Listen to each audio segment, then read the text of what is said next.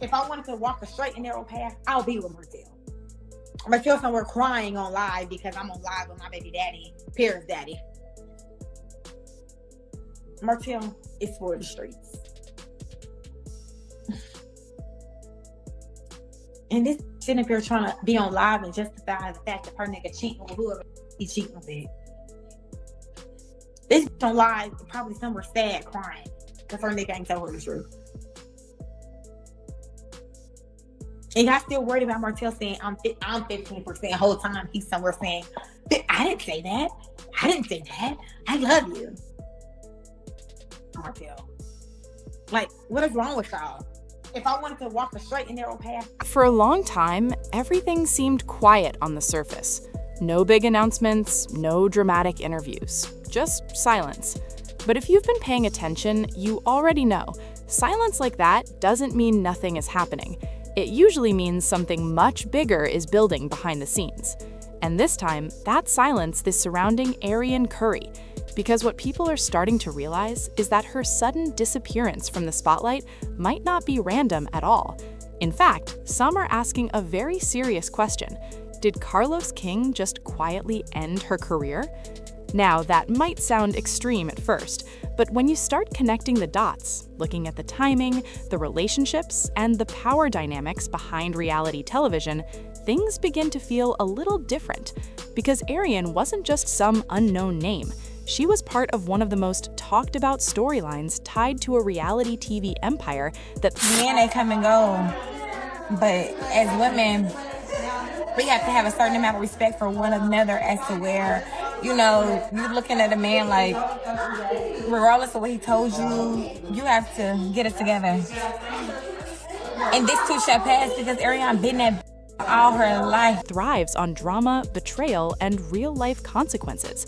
And for a while, whether people supported her or criticized her, she was part of the conversation. But here's the twist. She's not anymore. And nobody really gave a clear explanation. So what actually happened? How did someone who was once at the center of so much attention suddenly fade into the background? And why are people pointing fingers at Carlos King, the man known for controlling the narrative behind the scenes? Let's rewind for a second, because none of this makes sense without understanding how it all started. Arionne Curry didn't step into the public eye in a traditional way. She wasn't introduced as a main cast member. She didn't have a carefully crafted storyline or a polished image ready for television. Instead, she became known through controversy. Song, what is it? I don't with these because they crazy. Like, I used to play that back to back to back to back until I learned the word. They just want to have my baby born in the 80s. Mama, she was in the street, so guess who raised me? Couldn't get it from my mom, so I got it out the block. 9 years old, I see get shot. Damn. When they get jammed. He's living on his own fam. Supposed to be chasing money, but you chasing real bossy tone talking situation. This check the paper up the damn name household. She like the August, so I put that bitch to law school. Keep it. What you talking about, son? Mommy has some? Mommy has some? You give me a kiss? Mommy has some? Through whispers, through a situation that people couldn't stop talking about. Her name became widely recognized because of her connection to Martell Holt, a man whose relationship drama had already captured the attention of viewers. And once that connection became public, everything changed. Suddenly, Arionne wasn't just a private individual anymore. She was part of a narrative that millions of people were emotionally invested in. And that kind of attention comes with a price. At first, it seemed like she was trying to find her footing. There were moments where she spoke out, moments where she tried to defend herself, and moments where she pushed back against how she was being portrayed. But it was never easy, because unlike others who had full control over their image on the show, good, God is good, okay? So, in case you missed the other live earlier, I need a bag, so I had to... So, in real life, I always call Marlo, okay? I always call Marlo when I'm out shopping because she is my person. So, you know, y'all get a chance to see who I am in my real life, not stuff you hear about. Arionne's story was mostly being told without her direct involvement. Think about that for a second. Your life becomes a storyline, but you don't get to fully control how it's told. That's where things start to get complicated. Because in reality TV, the person telling the story often has more power than the person living it. And Carlos King is known for being very good at telling stories. That's his reputation. That's his brand. But what nobody expected was how that storytelling might impact someone like Arionne. At first, it didn't seem like she was part of his direct focus. She existed more on the edges of the narrative. Time to get off live then. No, it ain't. Oh, you forgot you weren't supposed to go live anyway. Remember? Well, I just want to say hi to my people. Mentioned, discussed, sometimes criticized, but not fully present. And that created a strange dynamic, because while the audience was forming opinions about her, she wasn't always in a position to respond in real time. Still, she tried. There were interviews, social media posts, moments where she attempted to share her side.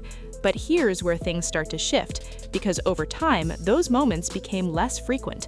The visibility started to fade, the attention started to move elsewhere. And then came the part that really got people talking.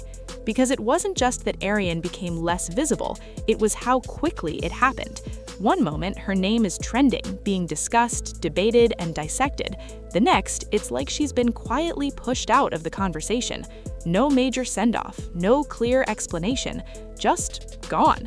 But here's the thing about audiences today. They notice patterns. They pay attention to what's not being said just as much as what is. And when people started noticing Arionne's absence, the questions began. Was this her choice? Did she step back on her own? Or was something happening behind the scenes? Because when you look at how reality TV operates, it's rarely just about what the audience sees. There are decisions being made constantly about who gets screen time, about which stories are highlighted, about which narratives continue, and which ones quietly disappear. And that's where Carlos King's name enters the conversation in a much bigger way. He's not just a producer. He's someone who understands exactly how to shape a story, how to guide audience perception, how to decide what gets attention and what doesn't. And when you have that level of control, your choices carry weight. So when Arionne's presence started fading, people couldn't help but wonder, was that intentional? Because let's be honest, in a world where drama drives ratings, someone like Arionne should have remained part of the conversation. Whether people supported her or criticized her, she brought attention, and attention is valuable. But what nobody expected was the possibility that her story might have been seen as inconvenient. Because sometimes certain narratives don't align with the direction a show wants to take. Sometimes keeping someone in the spotlight creates complications behind the scenes, and sometimes removing that person quietly feels like the easier option. But here's where things get even deeper, because according to some whispers circulating online, Arionne wasn't entirely comfortable with how things were unfolding. There were claims that she didn't agree with certain portrayals, that she felt misunderstood, that she wanted more control over her own story. Now, whether all of that is true or not, we may never fully know, but what we do know is this. When someone starts pushing back against a narrative in reality TV, it doesn't always end well for them, because the system isn't built for that. And if Arionne did push back, if she did try to reclaim her voice, that could have created tension behind the scenes, the kind of tension that doesn't always play out publicly, but leads to quiet decisions being made. Decisions like reducing visibility, like shifting focus, like moving on without making a big announcement. And suddenly, what looks like a natural fade-out might actually be something much more calculated. But here's the twist that nobody saw coming. Because while Arionne's presence was disappearing, the overall narrative of the show continued without missing a beat. New storylines took center stage, new conversations began, and the audience, as they often do, moved on. That's the power of storytelling. And that's what makes this situation so unsettling for some people, because it raises a bigger question. How much control does one person have over someone else's public image?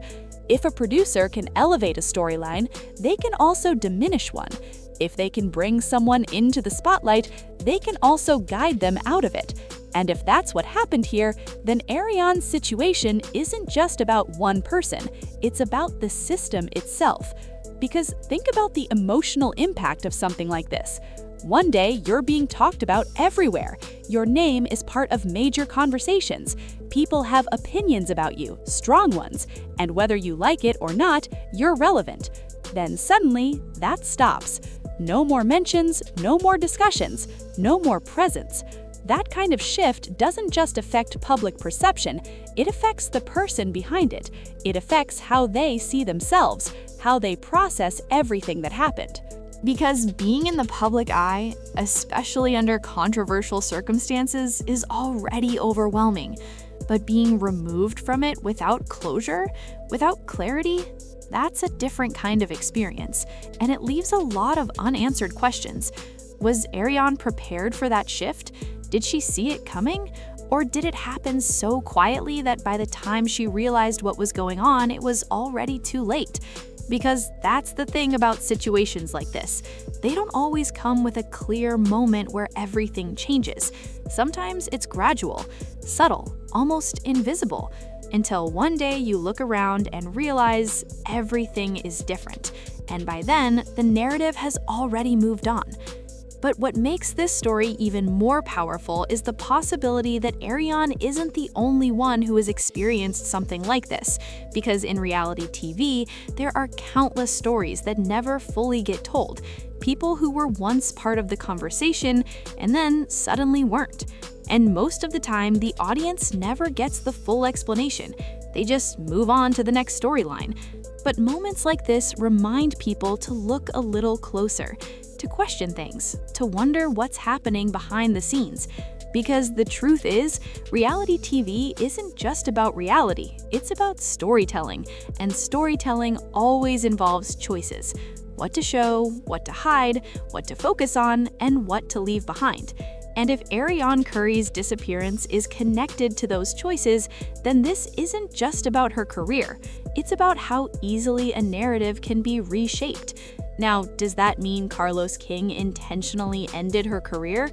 That's a strong statement, and without direct confirmation, it remains a question rather than a fact. But what can't be ignored is the pattern, the timing, the way everything unfolded. Because sometimes the loudest answers don't come from what people say, they come from what happens. And what happened here is clear. Arionne went from being part of a major conversation to being almost completely absent from it. And in a world driven by attention, that kind of shift is never insignificant. So maybe the real question isn't whether her career was ended, maybe it's this: who really controls the story? Because once you understand that, everything else starts to make a lot more sense. And something tells me this story isn't as over as it seems.